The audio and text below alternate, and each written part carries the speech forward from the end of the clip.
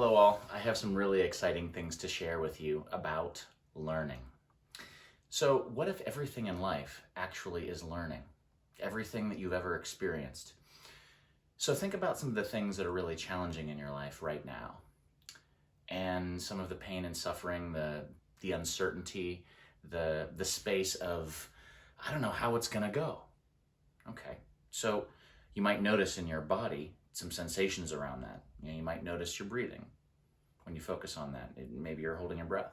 And when you focus attention on it, maybe it changes a little bit. There's an interesting dynamic that goes on there. We'll pass over that for now.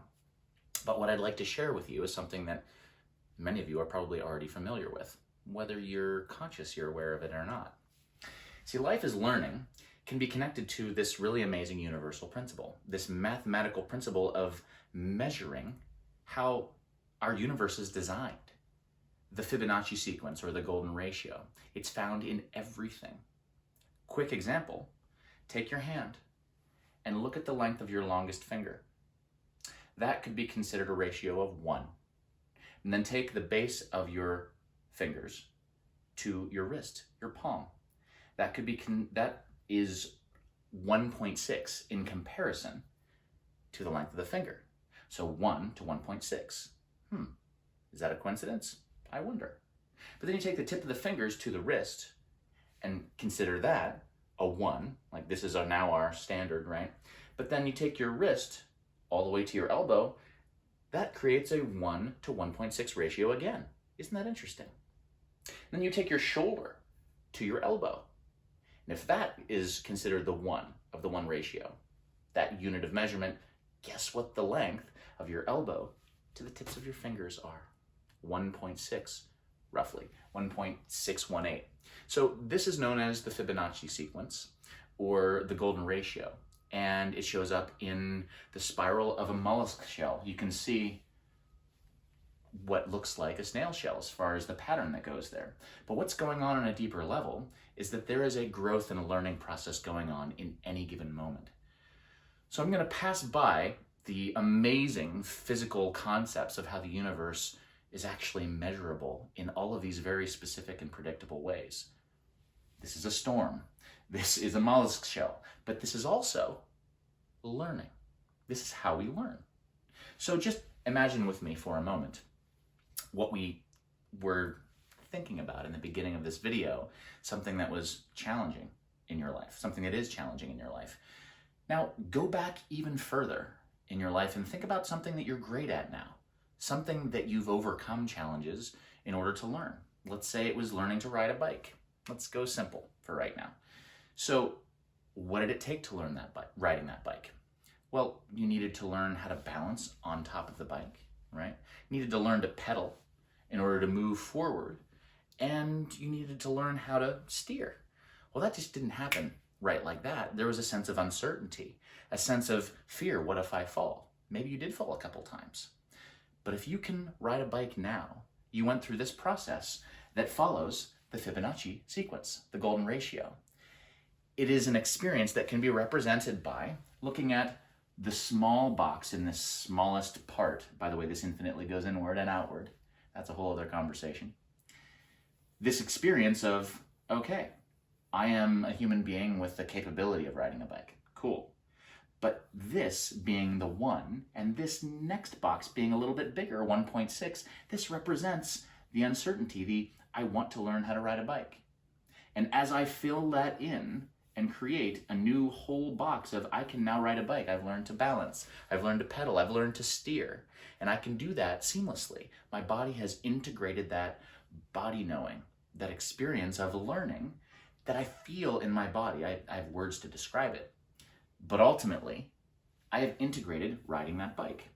Okay, cool. So now that I've learned to ride a bike, maybe I want to learn how to do BMX, something really complex and sophisticated as far as, okay, I'm going to put some pegs on my tires and I'm going to learn to jump and spin the bar handles and then catch them again in the air. Whew, whole other level of skill, right?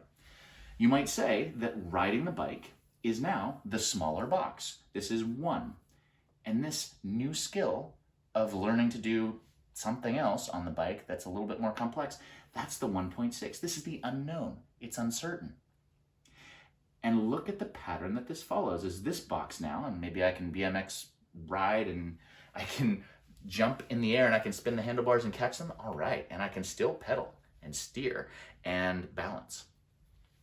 Take that whole ability, and what if I want to get good enough so I can perform, so that I can perhaps get a sponsorship and become a professional BMX rider? That's a whole other box. And look at this pattern, the Fibonacci sequence, and going further and further to whatever degree we're going to build our skill.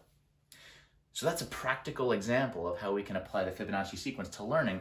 But what if that's always happening all the time?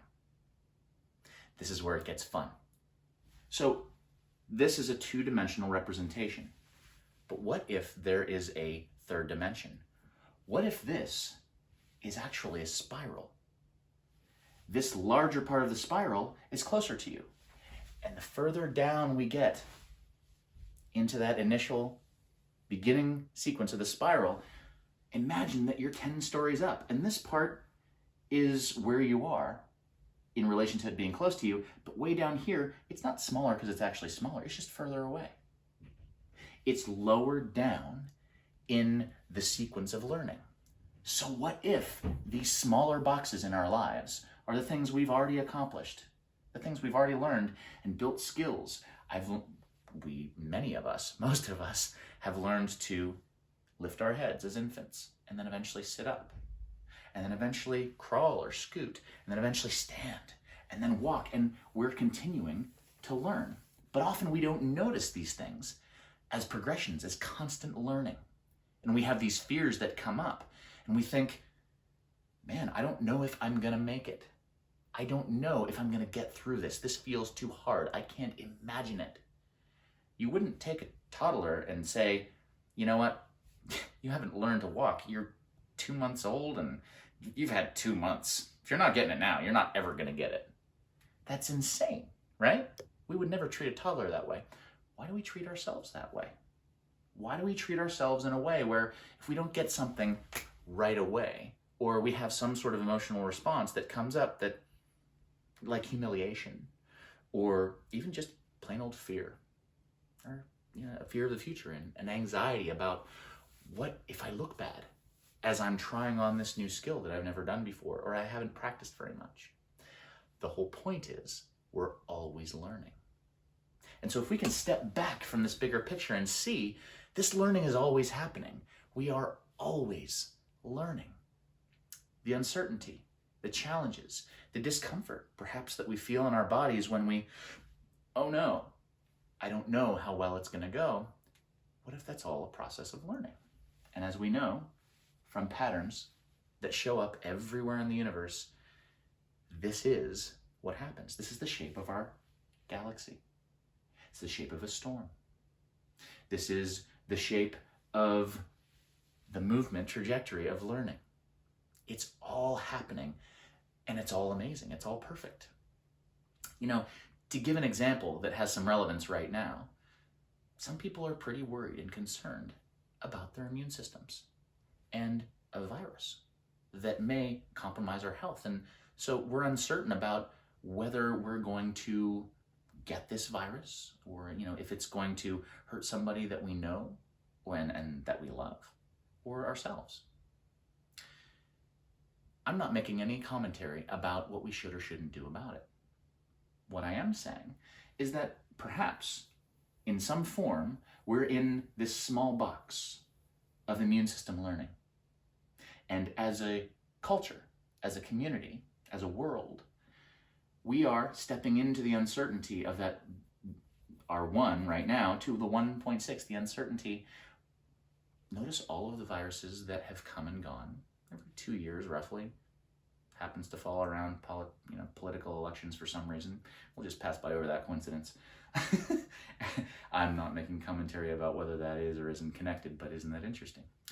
So noticing this growth spiral is always happening, we can get a perspective of, oh, maybe I can be curious about this experience. I can be proactive. I can do things to make sure my immune system is strong. I can take precautions. in this last example of immune system building and growing, so that as a population and as individuals, we can learn. We can allow our body to learn. The only way we'll be able to know that we're learning, though, is to step back and look at what we've already accomplished that maybe we didn't put any attention toward. For what it's worth, maybe there's an opportunity to dispel a little bit of the fear around uncertainty in this given moment now, knowing that we're always learning. And however that plays out, you can look at statistics, you can look at practical applications and expert opinions, and these are all wonderful things to look at as part of the human diversity experience. We can all learn from one another. But regardless, we're always learning. So life is learning. Life is the golden ratio. Life is the Fibonacci sequence. It is everywhere. And perhaps breathe that in metaphorically with me now. A lot of charged subjects, some not so charged. But wherever you find this experience of uncertainty, of fear, learning is always happening. Life is always happening. And I invite you to step into this inquiry with me in all areas of life, whether it's personal growth, strengthening your immune system, building a skill, connecting more deeply in relationships, whatever it is that you're currently going through in your life. How, you might ask yourself, am I in a learning process?